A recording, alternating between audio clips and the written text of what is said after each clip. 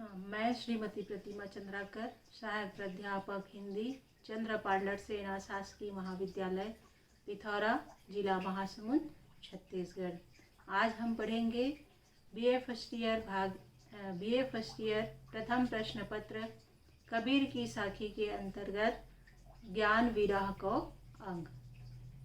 ज्ञान विरह को अंग के अंतर्गत गुरु ने ज्ञान दिया है, जो उपदेश दिया है, उसके कारण आत्मा और परमात्मा में एक अभेद की स्थिति आ गई है और आत्मा जो है संसारिकता से विमुक्त होने को आतुर है और ज्ञान की प्राप्ति के बाद परमात्मा से मिलने की तड़प बढ़ जाती है। इसी को ज्ञान विरह के अंतर्गत लिया गया है। तो इस साखी का पहला दोहा देखते हैं। हृदय भीतरी दौ बले धुआं प्रगट न होई, जाके लागी शोक लखे कै जिहि लाई सोई। हृदय अर्थात हृदय, भीतरी मने भीतर में, दौ मने दवाग्नि, बले मने जलना। हृदय के भीतर दवाग्नि जल रही है, ज्ञान विरह रूपी दवाग्नि। गुरु के उपदेश से ईश्वर प्राप्ति का ज्ञान विरह का दवाग्नि हृदय के भीतर जल रहा है।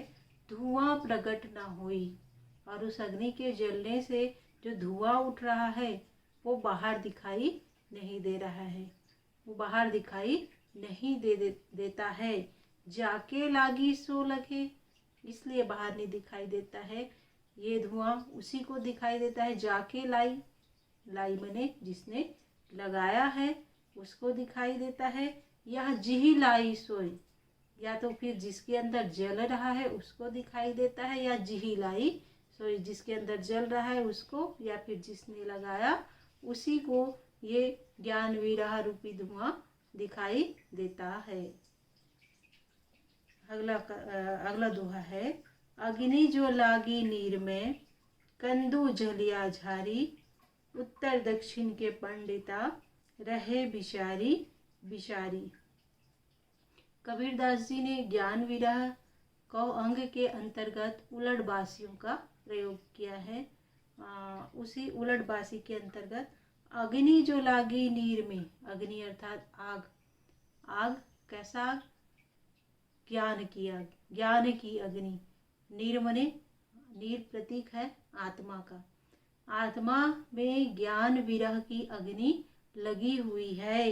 कंदू जलिया झारी, कंदू अर्थात होता है कीचड़। कंदू जलिया झारी, जिस तरह नीर को आत्मा के समान, आत्मा जिस तरह पवित्र होती है, स्वच्छ होती है, वैसे ही नीर भी पवित्र होता है। और उसमें नीर में जिस तरह कीचड़ आ जाता है, उसी तरह आत्मा में भी विषय वासना रूपी कीचड़ आके उसको घेर लेती है। लेकिन ज्ञान विरह की प्राप्ति के पश्चात अग्नि जो लागी नीर में, ज्ञान विरह की अग्नि आत्मा रूपी नीर में लग गई है, जिससे कंदू जलिया झारी, जिससे कंदू अर्थात विषय वासना रूपी कंदू कीचड़, झारी मतलब ज्वाला से, उस ज्वाला से जल गया है। उत्तर दक्षिण के पंडिता रहे विचारी विचारी, ये कैसा हो गया? ऐसा उत्तर दक्षिण के पंडित अर्थात चारों दिशाओं के विद्वान लोग ये विचार कर करके रह गए कि ऐसा कैसे हो गया। अगली साखी है। अहेड़ी दौ लाइया, मृग पुकारे रोई, जाबन में क्रीड़ा करी, दाक्षत है बन सोई। अहेड़ी का अर्थ होता है शिकारी। यहाँ पे शिकारी, गुरु रूपी शिकारी ने दौ लाइया, दौ मने दवाग्नि लाया है, दौ ज्ञान रूपी अग्नि जला दिया। शिकारी गुरु ने ज्ञान रूपी अग्नि जला दिया है। मृग पुकारे रोई, जिसमें विषय वासनाओं रूपी मृग पुकार कर रो रहा है। जिस तरह शिकारी मृग का शिकार करता है वन में, उसी तरह गुरु ने भी ज्ञान रूपी अग्नि लगा दी है और उसमें जो विषय वासना रूपा मृग है वो रो रो के पुकार रहा है, जा वन में क्रीड़ा करी। वन बने जिस शरीर में मैंने आज तक क्रीड़ा किया है, मृग रूप वासना रूपी मृग कह रहा है कि जिस वन में मैंने आज तक क्रीड़ा किया है, दाक्षत है बंसोई, दाक्षत माने जलना, वही वन जो है आज जल रहा है, अर्थात विषय वासनाओं से मुक्त हो रहा है। ज्ञान विरह की लगने से विषय वासना रूपी अग्नि जो है वो विषय वासना रूपी मृग जो है वो जल के नष्ट हो रहा है। विरह को अंग की आखिरी साखी है, समंदर लागी आगी, नदिया जली कोयला भई, देखी कबीरा जागी, पंछी रूसा चढ़ी गई। समंदर का तात्पर्य है यहाँ पे शरीर रूपी समंदर का तात्पर्य यहाँ पे शरीर में ज्ञान विरह की अग्नि लगी हुई है। आत्मा में ज्ञान विरह की अग्नि लगी हुई है। नदिया जली कोयला भई, और विषय वासना रूपी जो नदियाँ है वो जल के कोयला बन गई है, अर्थात खाक हो गई है। देखी कबीरा जारी, ज्ञान विरह की प्राप्ति हो जाने पर शरीर में आग लग जाता है, विरह ज्ञान की अग्नि लग जाती है और विषय वासनाओं को फैलाने वाली ये नदियों में जलकर खाक हो जाए, विषय वासना रूपी नदियाँ जलकर कोयला बन गई है। देखी कबीरा जागी, क्योंकि कबीरा अब जागृत होके देख रहा है। मंछी रूसा चढ़ी गई, मंछी मने मछली, रूसा अर्थात वृक्ष पे चढ़ गया है। कबीरदास जी एक साधक थे, साधना में 7 चक्र होते हैं, कुंडलिनी चक्र, तो कुंडलिनी चक्र के रूसा अर्थात वृक्ष में, सहस्त्रार चक्र में मंछी अर्थात आत्मा जो है सहस्त्रार चक्र में पहुंच चुकी है, कुंडलिनी शक्ति जागृत हो चुकी है और वो मूलाधार चक्र से होते हुए शून्य शिखर अर्थात सहस्त्र शिखर पर पहुंच चुकी है।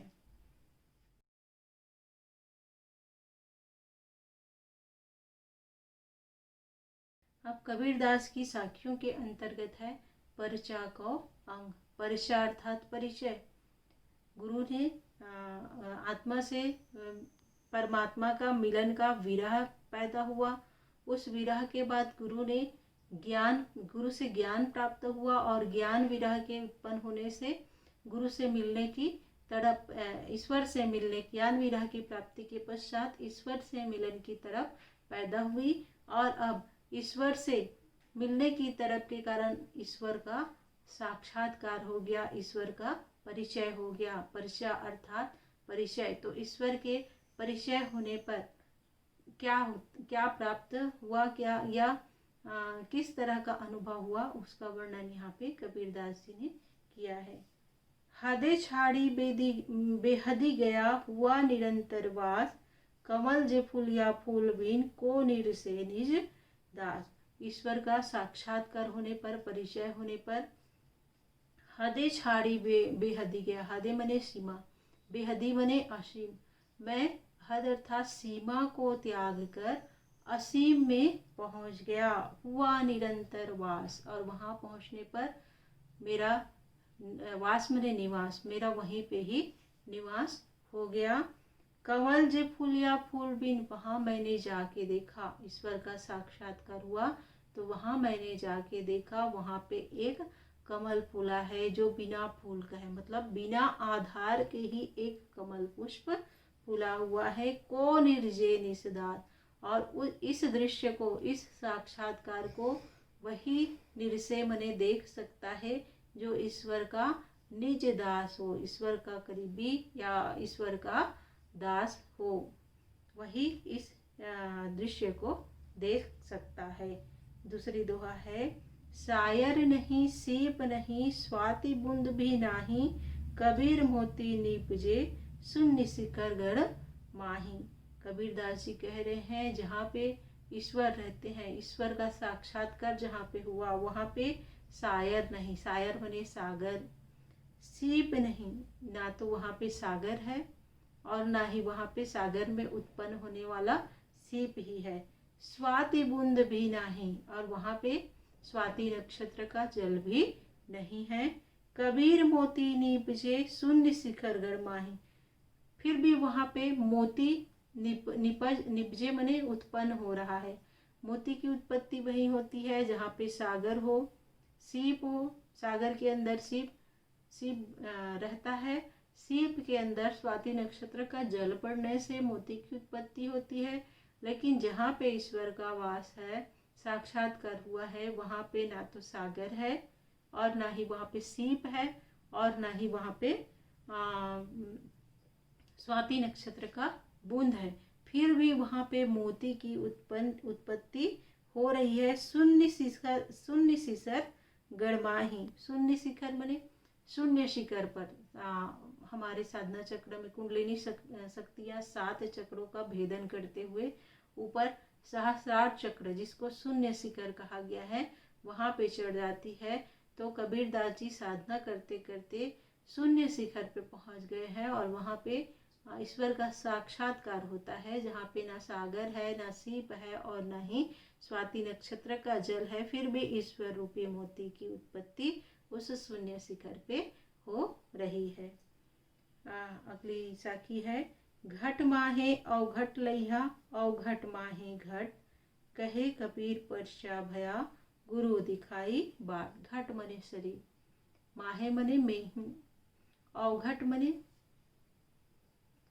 विचित्र रास्ता, लइहा मने देखा। कबीरदास जी कहते हैं घट अर्थात मैंने अपने शरीर में ही अवघट लइहा अर्थात विचित्र रास्ता पा लिया। अवघट माही घाट, इस विचित्र रास्ते के ही, अवघट मने इस विचित्र रास्ते में ही, घाट अर्थात मैंने अपने लक्ष्य की प्राप्ति कर ली। मैंने अपने शरीर में, अपने घट अर्थात अपने शरीर में विचित्र मार्ग को देखा। इस विचित्र मार्ग से ही मुझे अपने लक्ष्य की प्राप्ति हो गई।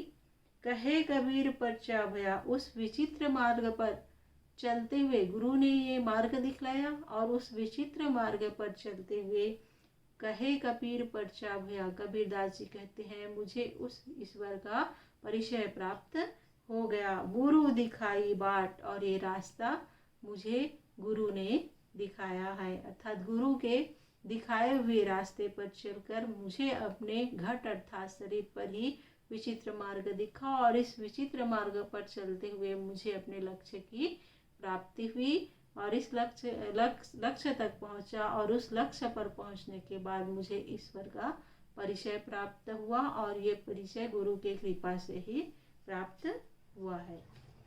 अगली साखी है, पानी ही तय हिम भया, हिम है गया बिलाई, जो कुछ था सो ये भया, अब कछु कहा ना जाए। कबीरदास जी कह रहे हैं कि पानी ही तय हिम भया, पानी था वो सघन होकर बर्फ बन गया, और हिम है गया बिलाई, और जो हिम है बर्फ है वो फिर से पानी में बिलाई मने बदल गया।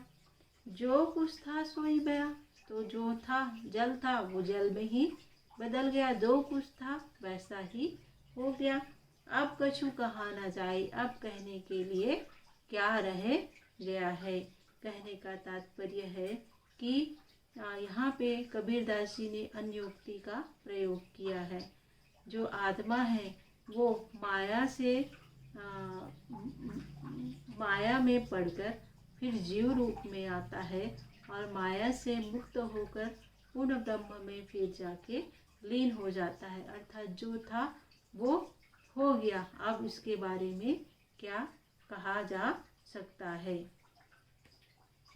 अगला दोहा है, सुरति समानी निरति में अजपा माहे जाप। जब ईश्वर का साक्षात्कार हो गया तो वहाँ पे सुरति अर्थात बाह्य वृत्तियों में ही समानी निरति में, सुरति समानी निरति में अजपा माही जाप, लेख समाना आलेख में यूं आपा माहे आप। कबीरदास जी कह रहे हैं जब ईश्वर का साक्षात्कार हो गया तो वहाँ पे सुरति अर्थात बहिर्वृत्तियाँ समा गई, किसमें, निरति में, अंतर्मुखी हो गई। वह वृत्तियाँ अंतर्मुखी हो गई। अजपा माहे जाप, और उस स्थान पे जाके अजपा बिना जाप के ही जप होने लगा। लेख समाना आलेख में, और वहाँ पे जो लेख प्रत्यक्ष है वो अप्रत्यक्ष ब्रह्म में समा गया। जो प्रत्यक्ष जीव है वो अप्रत्यक्ष ब्रह्म में समा गया। यूं आपा माही आप, और इस तरह आपा अहंकार युक्त जो जीव है, अहंकार युक्त जो आत्मा है वो आप अहंकार मुक्त आत्मा में समाहित हो गई। अगला दोहा है, मान सरोवर सुभर जल हंसा के लिकराई मुक्ता हल मुक्ता चुगे इब उड़ी अनंत न जाहि। मानसरोवर अर्थात सहस्त्रार चक्र में मूलाधार चक्र से ऊपर उठता हुआ 7 चक्रों को पार करता हुआ सबसे ऊपरी चक्र सहस्त्रार चक्र मानसरोवर जिसको कह रहे हैं। मानसरोवर सुभर जल अर्थात सहस्रार चक्र में सुंदर जल, अमृत के समान जल, अमृत जल, सुभर जल माने अमृत जल भरा हुआ है। हंसा के लेकर आई, हंसा का तात्पर्य यहाँ जीव रूपी जो हंस है उस अपने कुंडलिनी शक्ति को जागृत करके सहस्रार चक्र मानसरोवर अर्थात सहस्रार चक्र पर पहुंच चुका है, और वहाँ पे वो जीव रूपी हंस केली अर्थात क्रीड़ा कर रहा है। मुक्ता हल मुक्ता चुगे, वहाँ पे मुक्ता हल मुक्ति की मुक्ति का फल, मुक्ता हल मने मुक्ति का फल, मुक्ता चुगे वो जीव रूपी जो हंस है मुक्त होके मुक्ति का फल वहाँ पे चुग रहा है। हंसा अब उड़ी अनंत न जाहि, अब वो हंस इब उड़ी अनंत न जाहि, अब वो अन्य उड़ के नहीं जा सकता है। मानसरोवर सहस्रार चक्र में पहुंचकर जीव वहाँ पे अमृत कुंड का पान कर रहा है। वहाँ पे मुक्त होकर वो अमृत फल की प्राप्ति कर रहा है, और वो अब अन्यत्र उड़ना नहीं चाहता है। गगन गर्जी अमृत चवे कदली कमल प्रकाश तहाँ कबीरा बंदगी कै कोई निषदाद। ये अगला दोहा है। गगन अर्थात सहस्रार चक्र में गर्जी अमृत चवे, गर्जी बने गर्जना होना, ओम अनाहद शब्द की उच्चारण हो रहा है। गर्जी गगन गर्जी बने गगन में अनाहत शब्द का उच्चारण हो रहा है अर्थात ओम का उच्चारण हो रहा है, और वहाँ पे अमृत चवे और अमृत बूंद की वहाँ पे वर्षा हो रही है। कदली कमल प्रकाश, और वहाँ पे मेरुदंड में सहस्रार चक्र सहस्रार रूपी कमल पे प्रकाश विकीर्ण हो रहा है। तहाँ कबीरा बंदगी कै कोई निज दास, वहाँ पे जा पहुँचकर उस कुंडलिनी शक्तियों को जागृत करके कबीरदास जी वहाँ पे बंदगी कर रहा है, और उस स्थान पे कोई निज दास ही ईश्वर का निज दास ही वहाँ पे पहुँच सकता है। पर्चा को अंग की आखिरी साखी है।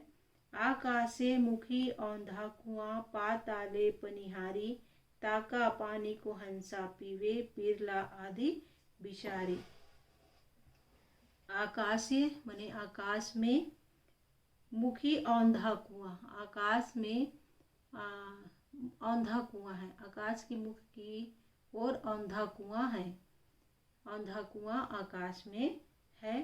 पाताले पनिहारी, और पनिहारी माने पानी भरने वाला, और उसमें पानी भरने वाले पाताल लोक में है।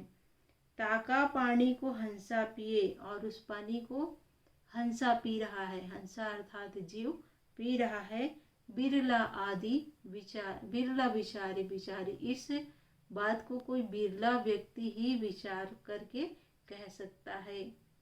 यहाँ पे कुंडलिनी शक्तियाँ 7 चक्र जो होती है, मूलाधार चक्र जो सबसे नीचे होती है, फिर सबसे ऊपर सहस्रार चक्र है जिसे शून्य शिखर कहा गया है, वहाँ पे औंधा कुआं, उसी को औंधा कुआं कहा गया है। अमृत कुंड जिसको कहते हैं, उसी को औंधा कुआं कहा गया है और उसका पनिहारी कहा रहता है।